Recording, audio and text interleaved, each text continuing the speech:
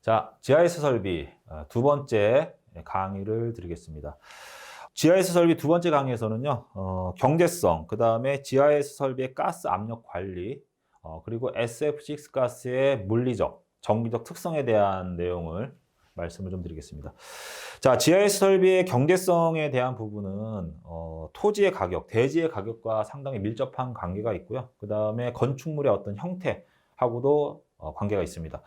자, 여기 앞에 보시면 GIS 설비의 경제성과 관련해서 대지의 가격, 그 다음에 토지의 가격이 상승할수록 GIS는 경제성이 있다라고 되어 있을 겁니다. 기중 절연 변전소보다 그 소요 면적이 작아지기 때문에 이런 특성을 가지게 되는 것이고요. 여기 이렇게 서술형으로 쭉 설명해 놨는데 이런 부분들을 그래프로서 설명하는 게 훨씬 더 효과적입니다. 자, 앞에 보시면 그래프가 두 가지가 나올 건데 하나는 옥외 변전소에 대한 부분이고 또 하나는 옥내 변전소에 대한 내용입니다. 옥외 변전소이기 때문에 뭐 단일층 구조하고 비슷하게 쭉 넓게 분포가 돼서 설치가 되겠죠. 자, 여기 보시면 X축에 대지 가격이 나와 있고요. 그 다음에 Y축에 종합 건설비가 나와 있는데 대지 가격이 올라갈수록 혹은 대지 가격이 낮아질수록 기중이 유리하냐, SF6 가스를 사용한 뭐 하이브리드 GIS가 유리하냐, 풀 GIS가 유리하냐에 대한 그 도표가 나와 있는 거죠. 그래프가 나와 있습니다. 가격이 쌀수록 당연히 기중 절연 방식이 유리한 거죠. 공기를 절연 매체로 사용한 것이 유리합니다. 그 다음에 가격이 올라가면 하이브리드 GIS 시스템이 유리하고요. 보다 더 토지의 가격이 비싸지면 면적을 더 축소시켜줘야 되니까 풀 GIS가 경제성을 가지게 된다는 거죠. 그 다음에 옥내 변전소로 가게 되면 1층 구조로 갈 수도 있고 2층 구조로 갈 수도 있고 뭐 3층 구조로 갈 수가 있습니다.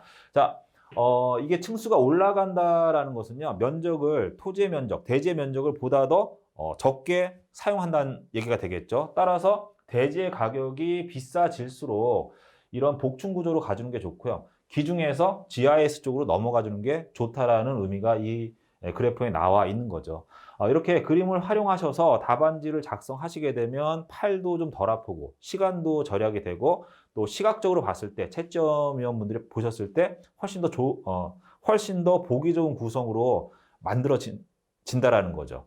자, 이렇게 그림을 좀 잘 활용을 하셨으면 좋겠습니다. 경제성은 뭐 이 정도로 해서 답안지를 쓰시면 될 것 같고요. 뭐 GIS 설비의 경제성만 단독으로 물어보는 그런 문제는 출제가 된 사례가 없기 때문에 뭐 이런 특성에 대해서 이야기할 때 이 그림을 활용하시면 좋겠죠.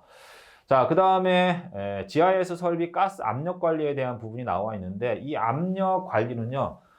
조금 더 엄밀하게 우리가 이야기하면 밀도 관리라고 보시면 될 것 같습니다. 이 압력에 의해서 어떤 그 밀도의 상태가 변화되는 부분이 있는데 사실은 여기에 이제 하나의 팩터가 더 들어갑니다. 압력이 있고 온도가 있고 밀도가 있습니다. 이 세 가지 요소를 같이 봐서 어떠한 온도일 때 어떠한 압력을 가졌을 때 우리가 정상으로 보느냐 아니면 위험 상태로 보느냐 아니면 설비를 중단해야 되느냐 이 세 가지 팩터를 놓고서 우리가 비교하게끔 되어 있거든요.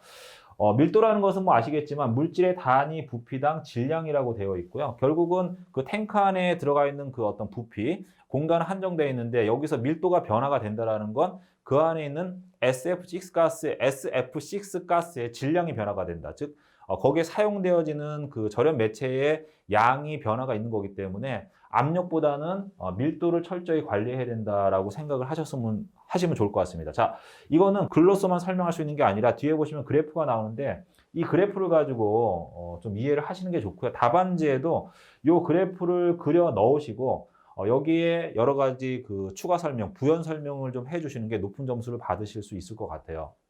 자, 아까 제가 SF6 가스의 압력 관리는 세 가지의 팩터를 반드시 고려해야 된다고 말씀드렸는데 X축에 보시면 온도에 대한 부분이 나와 있을 거고요. 그 다음에 Y축에 보시면 메가파스칼 이렇게 되는데 요거는 이제 기압을 의미합니다. 그래서 전격 가스 압력, 뭐 기압, 가스 압력을 이야기합니다.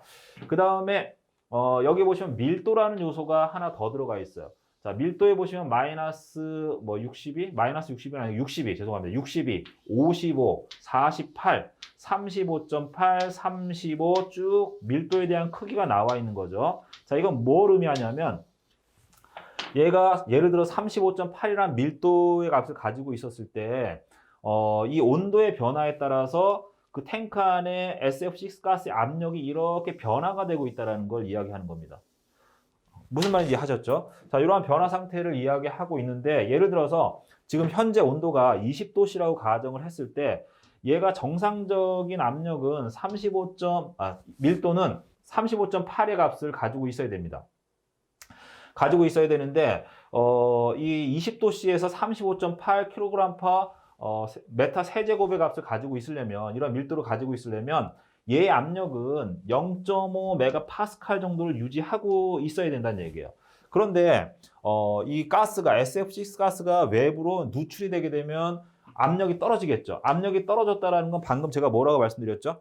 SF6 가스가 외부로 누출이 됐다. 누출이 되면 밀도가 떨어지는 거죠. 그러면 절연 성능이 떨어지는 겁니다.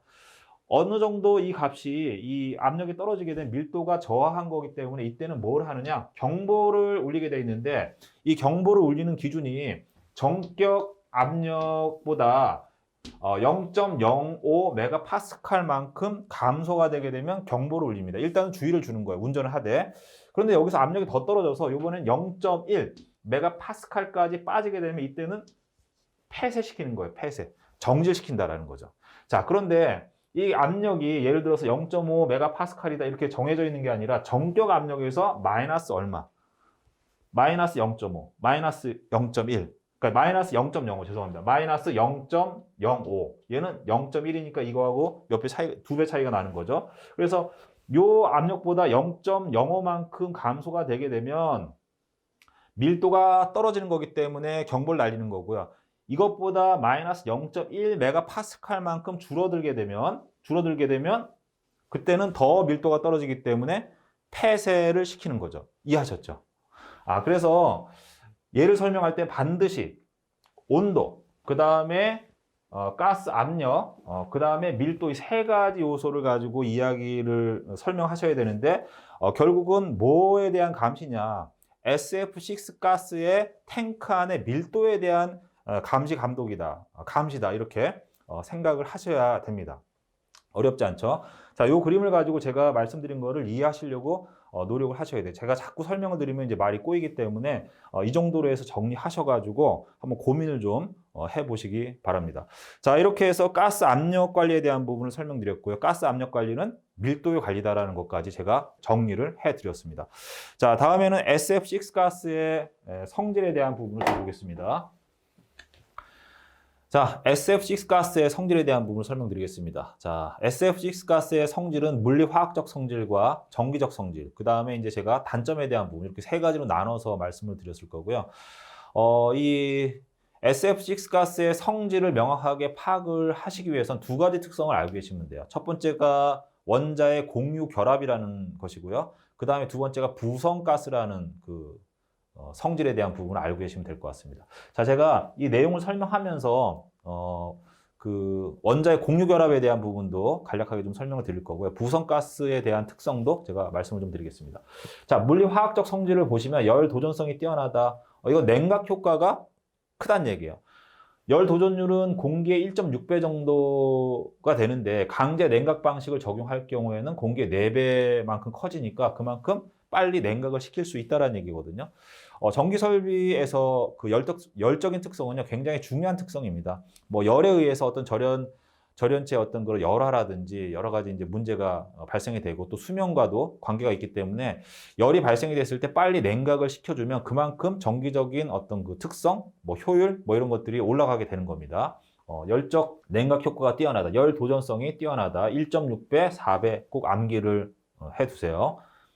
자, 그 다음에 이제 화학적 불활성이다 이렇게 되어 있는데 이 화학적 불활성 특성을 가지고 있는 이유는 뭐냐면 원자가 전자를 서로 공유해서 결합을 하고 있기 때문에 이러한 특성을 가지게 된다라고 보셔야 됩니다.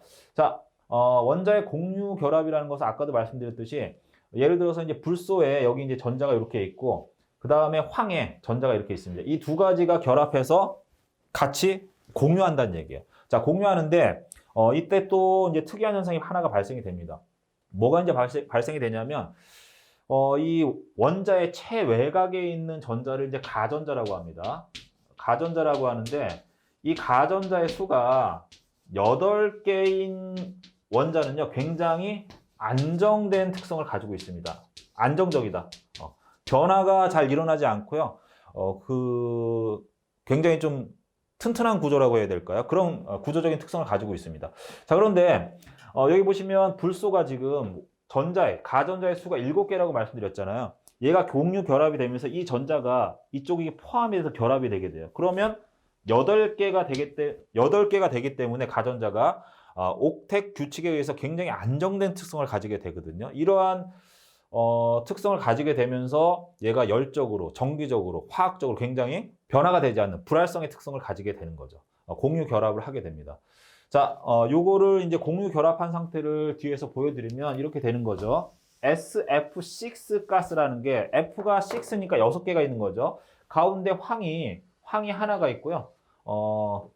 불소가 하나, 둘, 셋, 넷, 5개, 6개. 그래서 SF6 가스가 되는 거죠. 이렇게 되는데 이때 황과 불소가 결합을 할 때 제가 전자가 서로 공유해서 가지게 된다라고 말씀드렸지 않습니까?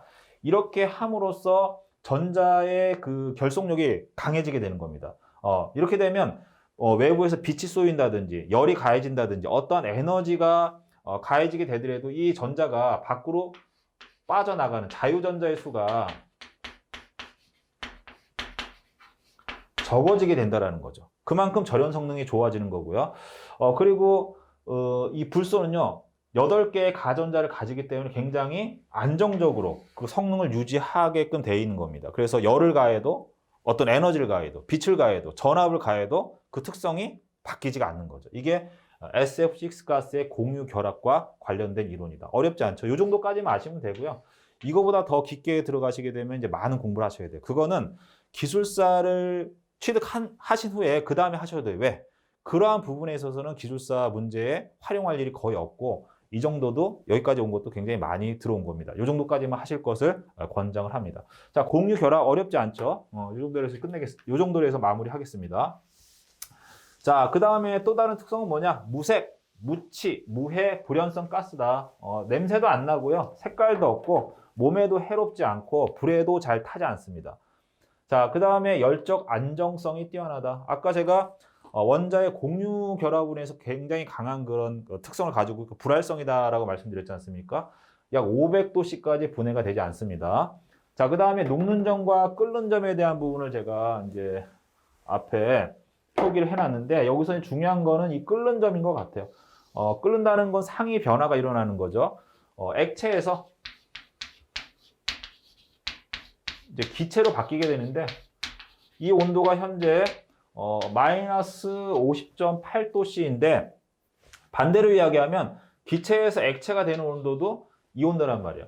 자, 기체에서 액체로 바뀌게 되면 그 탱크 안에 기체 상태로 머물게 되면 이 안에 고른 밀도로 SF6 가스가 분포가 되어 있는데 이게 액체가 되게 되면요. 여기 이제 응집이 되지 않습니까? 그러면 여기에 SF6라는 성분이 모여 있는 거고 이 부분은 그냥 진공 상태로 있는 거죠. 그럼 SF6 가스가 있는 것보다는 진공 상태이긴 하지만 절연 성능이 완전히 떨어지는 거 아닙니까?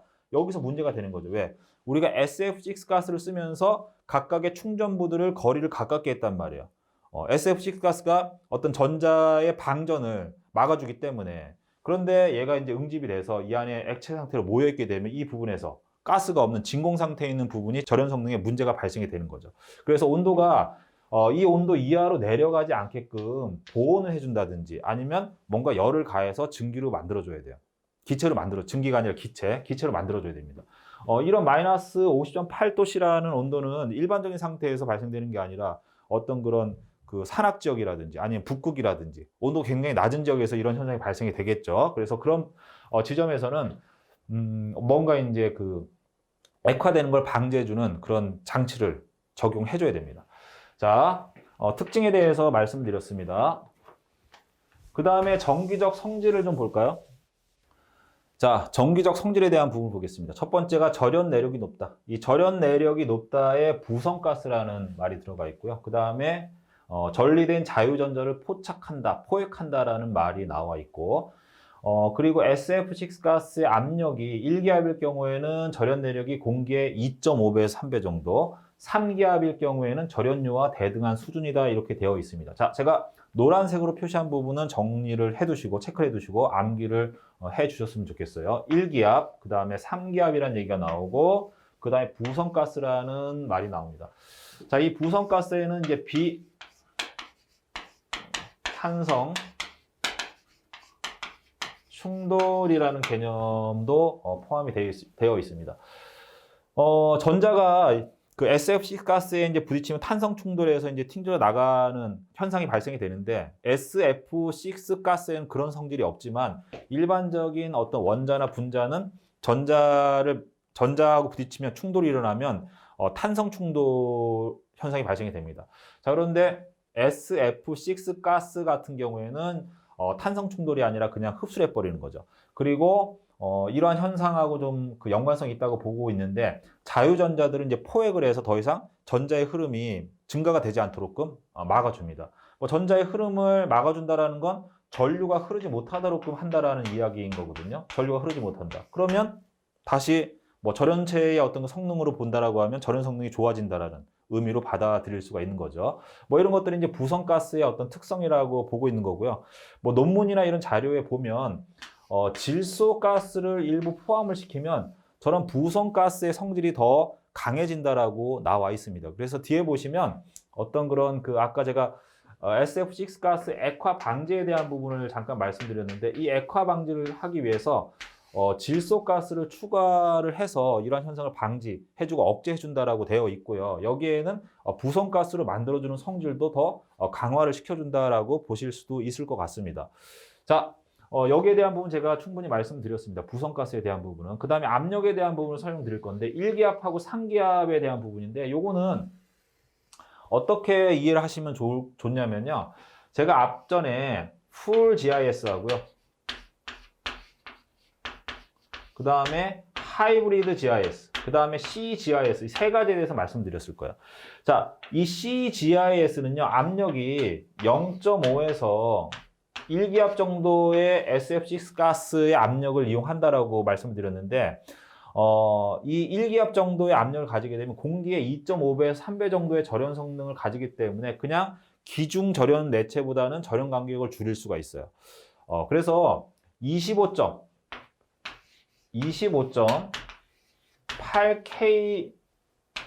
8kV급 이게 이제 일반적으로 우리가 쓰는 22,900kV급의 장비에서는 전격 전압을 이 전압을 쓰게 되거든요. 이런 배전선로라든지 22,900kV의 수용가 쪽에서 사용되는 수변전 설비는 일반적인 GIS, 즉 압력을 3기압까지 높인 그런 GIS보다는 전압이 낮기 때문에 이렇게 이제 간소화된 그런 설비, 즉 압력을 좀 낮춰서 비용을 절감할 수 있는 그런 타입을 써주는 게 좋습니다. 그래서 1기압에서는 2.5에서 3.5배 정도의 그 절연 성능을 가진다, 공기에. 자, 그 다음에 3기압에서는 뭐와 같은, 절연유와 같은 절연 내력을 가진다라고 설명이 되어 있죠.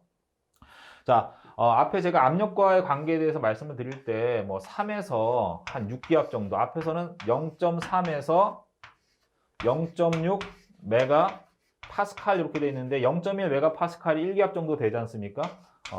요 정도의 압력의 그런 SF6 가스의 압력을 가진 GIS 설비를 쓰게 되는데 이랬을 때는 절연유와 같은 동등한 절연 내력을 가진다. 그래서 이 정도의 압력이 적용되는 GIS 설비는요.